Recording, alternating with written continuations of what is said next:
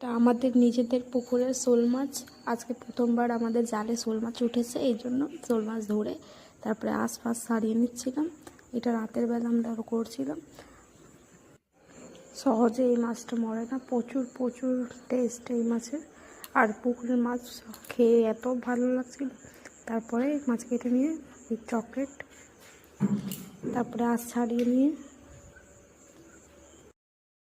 এখন piece piece করা হবে। 5 পিস হয়েছিল মাথা নিয়ে, মাথায় প্রচুর ভারী, প্রচুর মাথারই। তারপরে পিস পিস করে নিয়েছিল, 4-5 পিস হয়েছিল। প্রচুর ছোটোই মাছ ছিল, বেশি বড় মাছ ছিল না, এই জন্য।